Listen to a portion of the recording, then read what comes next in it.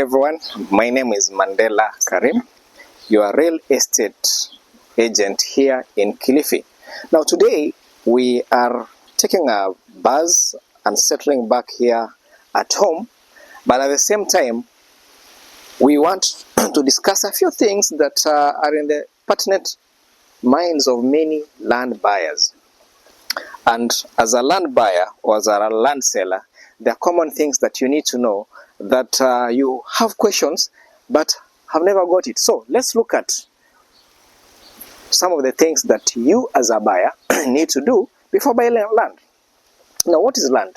Land is actually a property that is either vacant or has developments on it. Like where we are now, this is land, but this land is developed. So if you need to buy land, there are simple steps that you can't ignore to follow. The first one being that after looking around and making a decision on what to buy, say you want to buy a residential property or a commercial property, or you want to buy an agricultural land, one thing you must know or you must establish is whether the property that you are buying has what we call a title deed.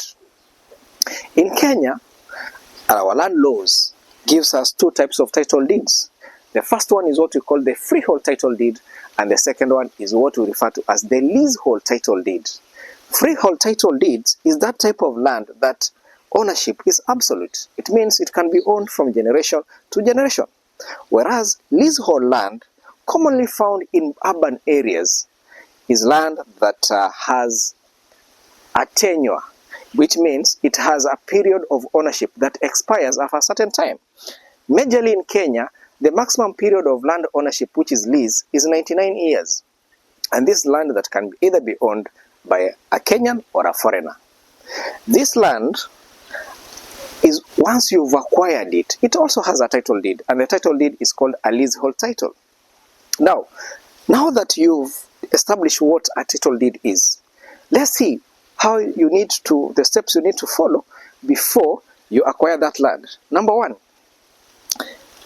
if you need to buy a land, the first thing you need to do is do or conduct a site visit. Physically visit the location of the land with the land seller or your agent. Establish the boundaries of that location. Say you are buying a 50 by 100 or 100 by 100 or even a 1 acre.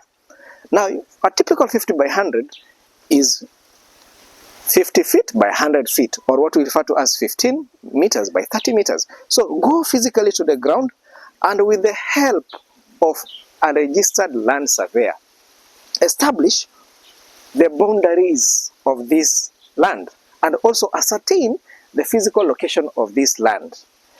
And how is this land marked? It is marked by what we call beacons. Beacons are markers that show the boundary of a particular parcel. So the surveyor is the person who you'll go with to that particular land. Once he does the survey process, gives you a report, establishes that this land is actually what they are going to sell for you, you move to step number two. Step number two.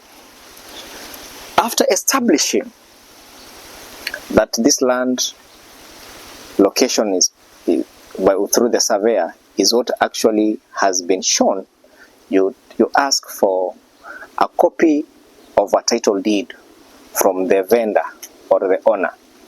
Also ask for the copy of ID and the copy of KRA PIN. Once you get these three documents, go to the land offices of where you are buying. For example, here in Kilifi County, we have two land offices, one in Kilifi and one in Malindi. Kilifi serves Kilifi South, and Malindi serves Kilifi North. So if you're buying land, say in Kilifi Town, Bofa or any other areas, you go do your land search in Kilifi Town. So once you have all these documents, you go to the lands office, but first you need to register through Ardhi Sasa, pay the amount that is required to the government, get the receipt, then go fill the forms and submit them to the lands offices. We expect this search to be done within a maximum of 3 to 5 days to be out. That's step number 2. And this is the report that will show you whether this land actually exists, and through the search you can be able to tell whether this land has encumbrances. Encumbrances are those issues with regards to the land. Whether the land was used as a collateral taking a loan, it will be indicated there. But that is not enough. Once you've got the search, you move to step number 3. Step number 3 is actually having a sit down with the owner, having earlier given you an asking price of this parcel. Talk to this landowner, agree on the pricing, then a sales agreement is drafted, and we recommend that this sales agreement is drafted by a registered advocate or a lawyer, commonly known. So once it is written, if you have an advocate and the vendor has their advocates, they will exchange. Look at the conditions that have been put in this agreement: the price, the deposit, the installments, or the statutory deductions. Especially when you are buying land, a vendor is supposed to pay what we call capital gains. Is the profit margin that he gains after the selling land. As at now is around 15%. The purchaser will pay what we call stamp duty. Stamp duty is the tax imposed when buying land. Is actually either 2% or 4% of the purchase of the land. It is paid to the national government. You also need to pay legal fees if you're using a lawyer, and also after which, once all that is done, you move to step number 4, whereby the vendor, after the agreement has been signed, he moves to the LCB board, Land Control Board, and applies for land transfer consent. Land transfer consent. And that can be done either through special consent or normal consent. A normal consent is done once a month for every lands, depending on where you are. But a special consent can be done within 2 weeks. You have your consent. So this is done, and therefore the LCB board is going to ascertain, is this land that you are buying, has the owner agreed to sell and you've agreed to purchase? At the same time, if this seller has a family, say a spouse, a wife or a husband, and the children, have the children and the wife consented to him selling that land to you? And that is what now brings another factor in, what we call the spousal consent. So the LCB consent will ensure that all the parties that are beneficiaries to this land have agreed to sell.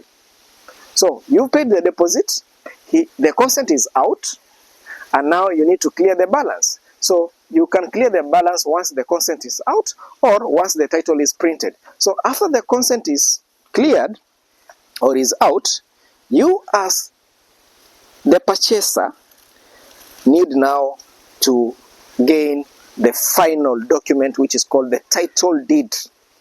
And this title deed must be signed by the land registrar of that area. So make sure that once the title is out, you don't just sit at home and wait. No, go back and conduct another land search for the same property that you acquired. Once that land search is done, do not stay. There are other documents that usually accompany the title, or there is also the mutation map if the land was subdivided, or the scheme plan if the land was a settlement scheme, or a deed plan if the land was registered before 2012. So you must have the title deed, the copy of the consent, one of consent, and the map of that particular parcel you are buying, showing all the measurements and boundaries. And lastly is the land search that you've conducted. So if you do go through all these processes. It's a simple process, but this process is what makes you a legitimate owner of land. So today, we wanted to look at what is the land buying process, and eventually also talk about the obligations of the seller and the obligations of the purchaser. Remember, the seller will pay capital gain tax, and the purchaser will pay stamp duty. The land does not end there. There are also others. Annually, if you bought a freehold land, you are supposed to pay tax. There's what we call land rates, payable once a year, if that land is freehold. And if it is leasehold, you pay two types of taxes, the land rent and the land rate. The land rent is paid to the national government. The land rates are paid to the county government. So thank you very much for being with us. If you have any questions, please feel free to give us those questions in the comment sections. And thank you. See you in our next episode.